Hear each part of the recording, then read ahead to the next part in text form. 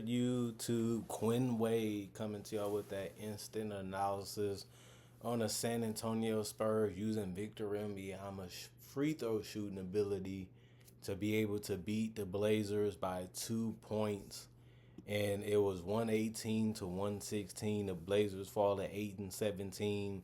The Spurs improved to 13 and 12.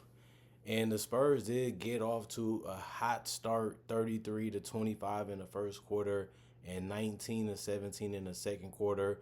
But the Portland Trailblazers came all the way back and then took the lead, went into the fourth quarter with an 8 point lead, got into double figures by the start of the fourth quarter. In the middle of the fourth quarter, the Blazers still was leading.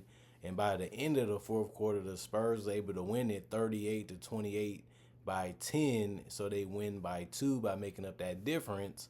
And they get the win because of that. Shinpenny was really good. He hit a big three in the corner of the right side to be able to get them the lead and keep them the lead almost, kind of. 19 points for him, plus 8 and plus minus 2 personal fouls, 1 turnover, 1 block, 1 assist, 5 rebounds, 1 from the free throw line, 5 of 10 from 3. He really did a good job tonight, and he has been doing a great job offensively the entire season. He also was 7 of 14 from the field, so really efficient, 50% on the night. Jomi Shohan was all over the place defensively and offensively tonight. 15 points, plus 15 and plus minus 1 personal foul, 1 turnover, 1 block, 2 steals, 3 assists, 5 rebounds. 3 was offensive, 3 or 4 from the free throw line, 6 of 9 from the field. Harrison Barnes had 10 points, minus 11 and plus minus 1 personal foul, 1 assist, 3 rebounds. 2 of them was offensive, 2 of 4 from the 3 point line, 4 of 8 from the field.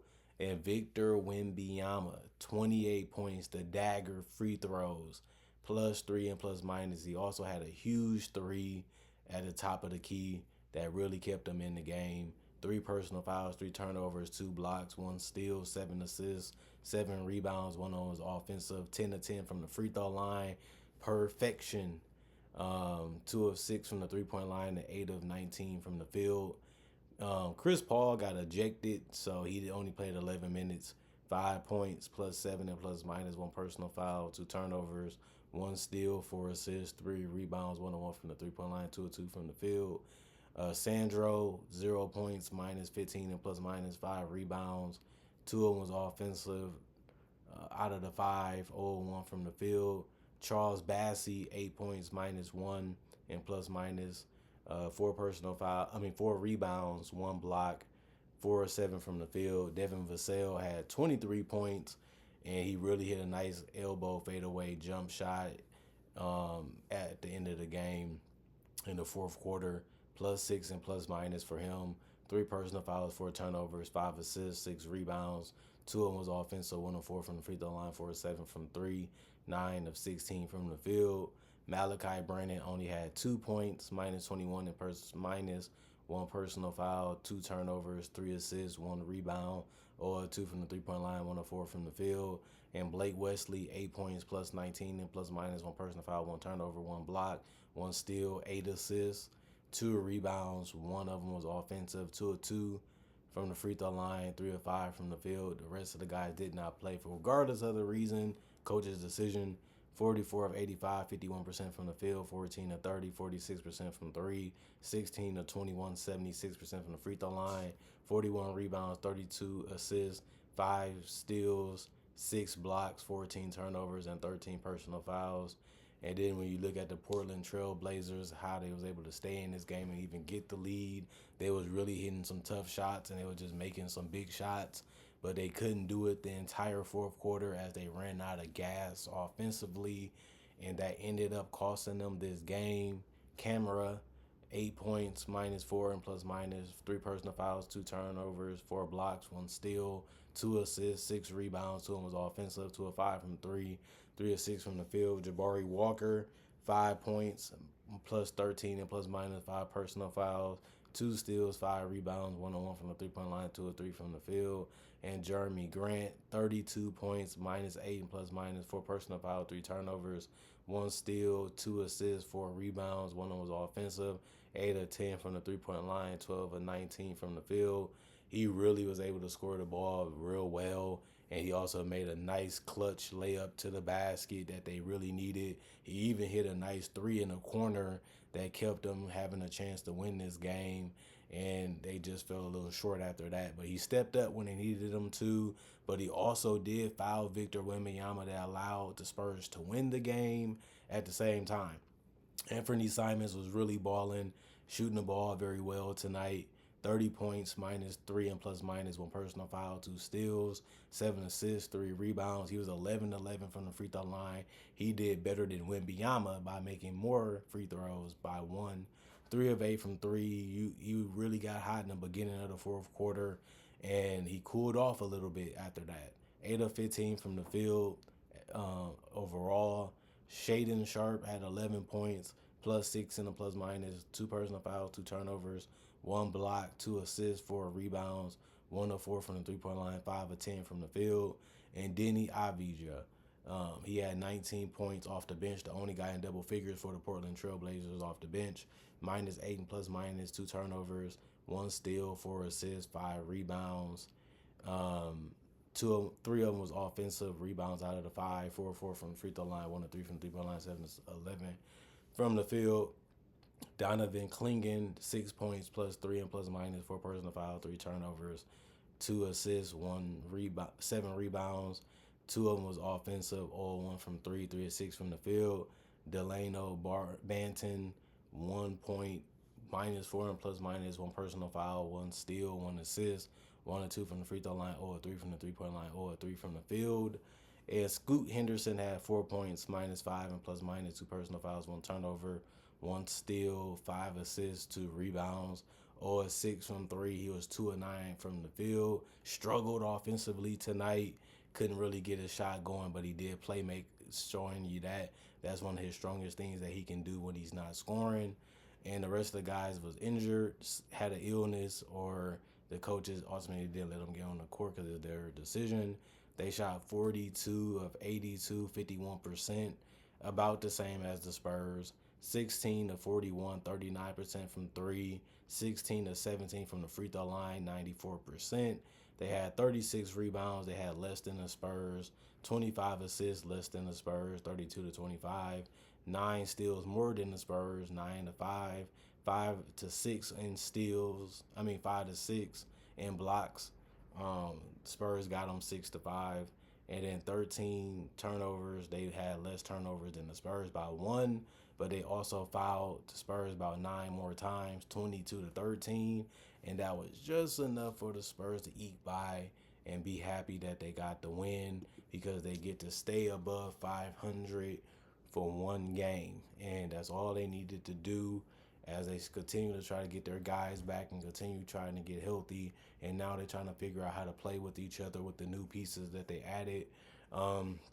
It's going to continue to be a fun season for the San Antonio Spurs for that reason. And it has always been that way ever since last year, because they have this superstar guy that's a freakish player, and he really can do so many things offensively and defensively that are just fun to keep watch of what they're going to be and what they're going to try to do and how they're going to continue to grow with each other throughout these years. And this has really been a really good season to see the ups and downs and the struggles and the stride that they have made as a team throughout this entire season. And they haven't really had any ugly moments as a team. They was able to hold each other accountable. They was able to play with each other. They was able to do right by each other. They was able to figure it out as a team. A lot of stuff hasn't went public, even in the ugly times this season. And I just like their maturity. I just like, the way they're handling going about their business as a team, and for them to fight back after getting off to a bad start and to get a record that's respectable and have a chance to make their record even better in the future as they continue to try to learn each other. It just shows you how the Spurs culture is so unique and so amazing at the same time. And this team is a perfect example of that. Even going through the darkness of what Popovich got with the stroke, they still haven't let that affect how they play on the court, and they still been professionals about it. And I like that. And I feel like it's some things you have to do because it's your job, and it's something that you should only keep to the team. And they haven't broke those boundaries either, and they still been able to go out there and compete and win games. Throughout the injuries, throughout the Popovich situation, throughout the bad start, and throughout the fact that they have new pieces they trying to integrate into winning culture of basketball. And a lot of these guys are still young. A lot of these guys are still developing. They're still learning how to play. They're still learning how to score. They're still learning how to defend. And they're trying to do it together also. And it's working. It's working. The Spurs have been outstanding organization, and they have been held to the highest standards, and they hold their players to that standard, and they push them to that standard, and they want them to reach the highest level of the standard that they have been able to establish over the last 30 years. And that's what this team is showing, and that's what this team is embodying. And it's just really good to see a team like this persevere through what they have been going through as a team and as an organization this year. And their record is an example of that, and the fact that it can get even better and they can possibly be a playoff team. Most people in the media didn't think they'd be a playoff team. They even think they'd be a play-in team as far as some people went. But they might actually be a surprise dark horse team that might be able to get it done because of the way they've been playing and the way that they have been defending and the way they've been able to share the ball and trust each other with the ball in their hands and how they've been able to defend. Other than that, comment, like, subscribe, share, hit the notification bell for more analysis. And if you new to the channel or you watching for the first time, I make conversation videos just like this, but also in different varieties. And I also do breakdowns of legends, current players, rookies, and also draft coverage and also the mock draft. And I would say if you love that type of content, check out my channel and you will see what I offer and see all the different type of videos that I make. And if you like it, subscribe and hit the notification bell if you want to be a fan of this channel. But you also can check out my channel and see that I have other platforms that offer different type of content than what I just offer on my YouTube channel. So you get a chance to get to know me a little bit better. You get a chance to talk to me a little bit more directly. And if that's what you want to do, my socials is also on my channel, so you can check that out. And then also, like I said, thanks for watching. Thanks for supporting the channel any way that you did. Even if you clicked on and clicked off, even if you watched the whole video, if you liked it, if you shared it, if you spread it with word of mouth, I thank you for all the support that you gave to this channel. This is about to be another year in the making as we get ready for 2025. Let's go into 25 with the same energy, the same mentality that helped keep this channel great and so relevant over the last decade that I've been doing it. And that's just helped, 2025 get off to a great start by doing what you guys usually do to help support the channel and keep it in tip-top shape. And I want to continue to do my part too. And that's why the channel has been so successful and has worked for so many years. So let's keep it up. Other than that, see you guys later, hopefully today, with the Hawks and Bucks and the Rockets and the Oklahoma City Thunder. So I'll be covering those two games later today. See you guys later, hopefully.